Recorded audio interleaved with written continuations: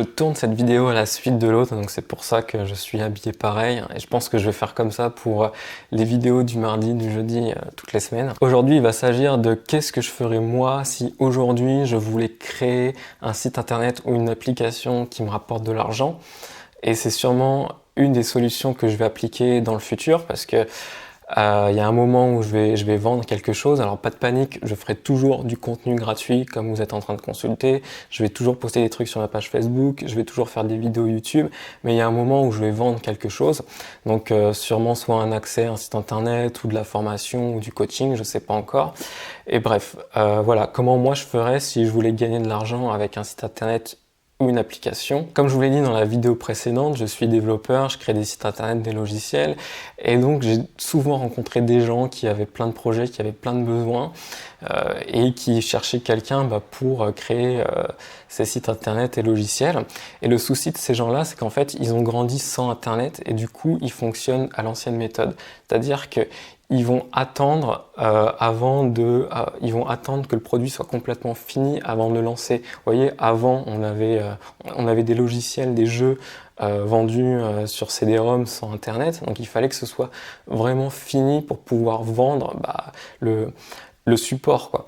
Alors que maintenant, les jeux vidéo, ils sont limite bâclés, et ils se disent c'est pas grave, on va sortir des mises à jour, et puis en plus de ça, ils nous vendent du contenu supplémentaire, alors que avant le jeu vidéo, il était complet sur CD. Et du coup, ça fait que t'achètes le jeu, puis après t'achètes le supplément.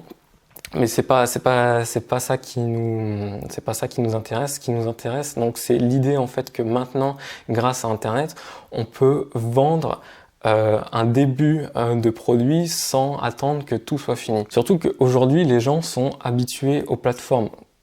C'est-à-dire qu'ils vont sur YouTube pour regarder une vidéo, ils vont sur Facebook pour suivre leurs amis, ils vont sur Instagram pour poster des photos. Vous voyez, en fait, c'est une plateforme, c'est un site, une fonction, un site, une fonction. Du coup, c'est pas plus mal en fait de commencer comme ça.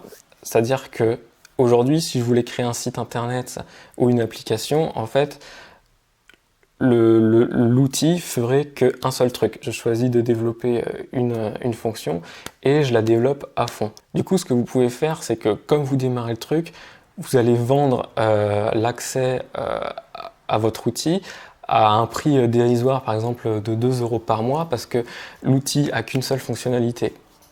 Mais ce que vous allez faire après, donc, c'est que toutes les 2 semaines ou tous les mois, vous allez rajouter une fonctionnalité et le prix d'abonnement va augmenter uniquement pour les nouveaux inscrits. C'est-à-dire que les anciens inscrits, ils vont avoir toutes les anciennes fonctionnalités, mais ils auront le prix de départ qui était 2 €.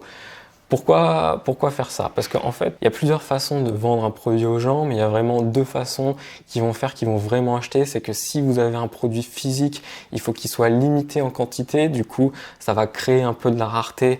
Et du coup, les gens vont se dire, il faut vraiment que j'achète maintenant.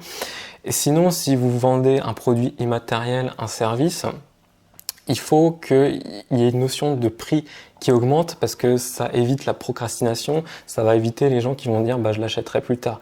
Si vous dites je vends mon truc au départ, il coûte 2 €, mais après le prix va doubler tous les mois, les gens vont dire putain, vaut mieux que j'achète maintenant, quoi. Il va vous rester la question de comment se faire connaître pour que les gens connaissent votre produit et qu'ils puissent l'acheter.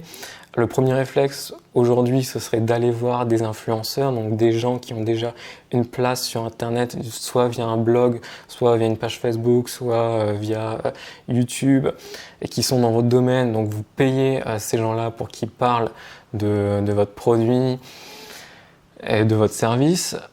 Sinon, il y a aussi le référencement. Malheureusement, il y a de plus en plus de sites internet et donc le référencement dans certains domaines, ça peut être difficile à mettre en place. C'est-à-dire que même être premier dans Google, ça reste difficile selon les domaines.